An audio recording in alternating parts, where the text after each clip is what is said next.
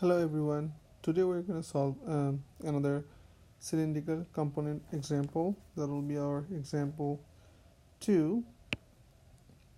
So today's learning objective is solve a curvilinear motion problem, cylindrical component, and the problem will include a merry-go-round, as you can see from the picture. So in example 2, we'll apply cylindrical coordinate system to determine the cylindrical components of velocity and acceleration. So let's see our problem. In a cylindrical coordinate system, the horse of a merry-go-round maintain the following equation: r equals to 10 meter. So the horse, we know in merry-go-round doesn't go out and in, it just moves in a particular distance from the center. So r is fixed 10 meter. Theta is twice t, so the angular position of the horse is changing, so that is theta equals to twice t, meaning if it's at 1 second, then the theta would be 2 radian. If it's 2 seconds, it would be 4 radian or so. And the z, for cylindrical coordinates, we have a z component. So z is twice sine theta meter. So the horse will go up and down, you see. So it is rotating, and then the horse will go up and down and come back. So that is defined by 2 sine theta. Determine the cylindrical velocity. So the question asks to determine the cylindrical velocity and acceleration components when t equals to 5 seconds. And also it wants us to determine the maximum and minimum velocity and acceleration. So let's have our diagram. So the radius r is fixed at 10, and the horse is moving up and downward in z direction. You just saw the horse moving, and then the theta is on this plane, and this is the angle. This is the angle in this on the plane. It is on r theta plane, not so if this is r direction, and this r, and this is theta axis, so it is on the r theta plane, and the horse is moving upward in z direction. So let's look for what is our knowns. So we know that r is 10 meter, theta is given, and z is 2 sine theta. What are the unknowns? The problem asks us to find, it's a cylindrical coordinate system. It asks us to find the velocity and acceleration components, and the maximum acceleration.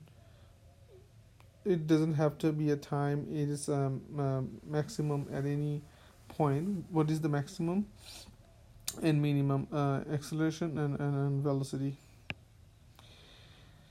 So we know for solution, first we have to find how we can connect the unknowns to the knowns. We know the definition equation of the velocity on in components. So it has 3 components: r, theta, and z components.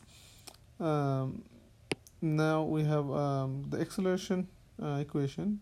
It is a bit complex, but all the unknowns are pretty simple. It's just the derivatives: r dot theta dot z dot. So it's the first derivative of z, theta, and r. And then for acceleration, you have a second derivative that is defined by double dots.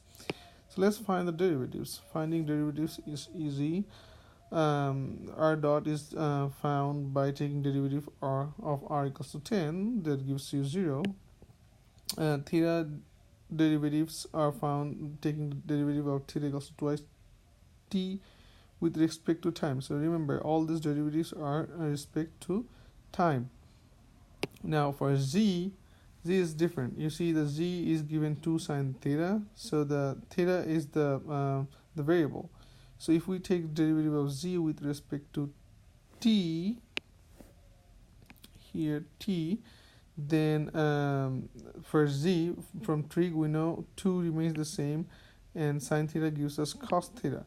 Now it's not done yet, because theta here is not is a different variable than t, so we will still have to have a term d theta over dt. So now we have 2 cos theta, and d theta is dt, again defined by theta dot. So this is how we get our derivatives. And then the second derivative is also follows the same rule, and you have to also apply that chain rule. So just taking the derivative of this one will give us the second derivative. So 2 and cos theta, 2 remains the same. We will do chain rule on this.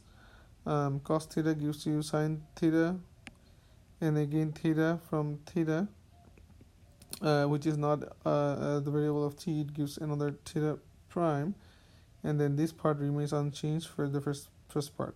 For the second part, 2 cos theta, so this part remains unchanged, and then we still have to play with the theta dot, so that gives you theta double dot, and it is the simplified form. So these are the derivatives. Once we have the derivatives, we almost have all the unknowns that we need. But the problem asks us to find components when t equals to 5 seconds. So we have to find at t equals to 5 seconds what is theta. And theta is 2 multiplied by 5 gives us 10 radian. So now we can find the value of the components of velocity. We just take the value of the derivatives here, and this one, plug back to the equation up here, and we get the velocity components. Now once we have that, it is easy to do the simple math to get. So remember, this cos theta is in radian. So that's how you get this result. So let's move to the next part, which is, it also asks us to find the acceleration components. Again, the horse is moving up and up in z direction, up and down, and rotating around the z axis. We have our theta. So this is our equation. We're looking for the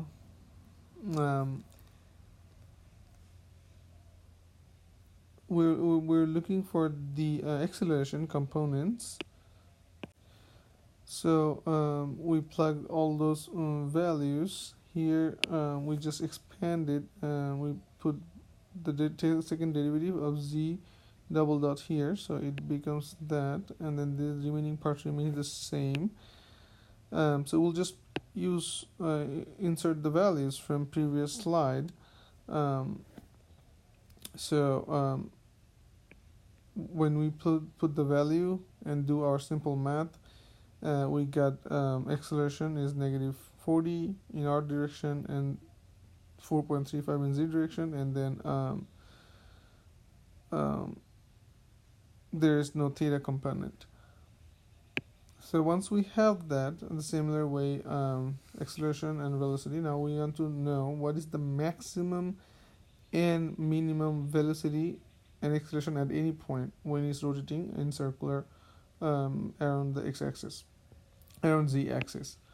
So if we go back and see that our velocity depends on cos theta. So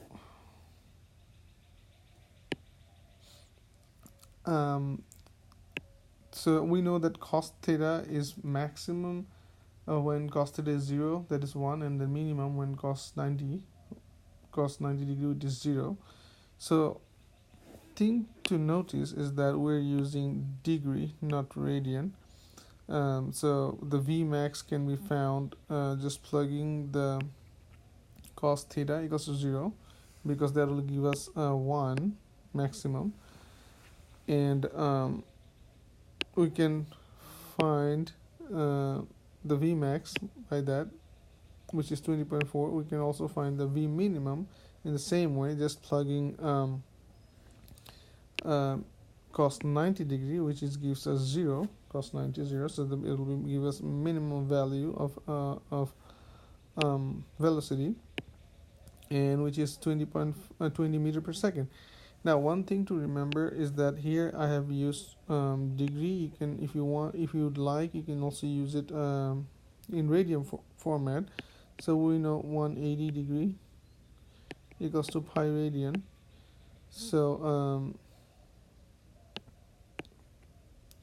pi radian. So if you want to use here 0, that is 0 radian, but for here you can use instead of 90 degree, you can use pi by 2. For 90 you can use pi by 2 radian, and you should get the same value. So let's move to the next step, which is finding maximum and minimum of acceleration. So here we will have switch, because now we can see, once we put back all the derivatives into the acceleration equation, we'll see that acceleration depends on sine theta. And for sine theta to have maximum, we know sine theta is when sine theta is 90 degrees, sine theta is 1. So since all things remains the same, so if we have theta equals to 90 degrees, we will get the maximum acceleration. And that's why for maximum here we're using 90, while for velocity we use 0. So this is the only thing that you have to remember, and then the rest of it is just calculation, just simple math solving. And then for minimum we have to use 0, because sine 0 is 0, that cancels this part, so you'll have the minimum acceleration. So this is the difference between those two, and we found our minimum acceleration.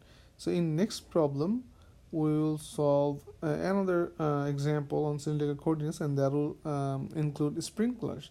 What are sprinklers that we use in the garden? So, but till then, see you again. Thank you. See you in the next lecture.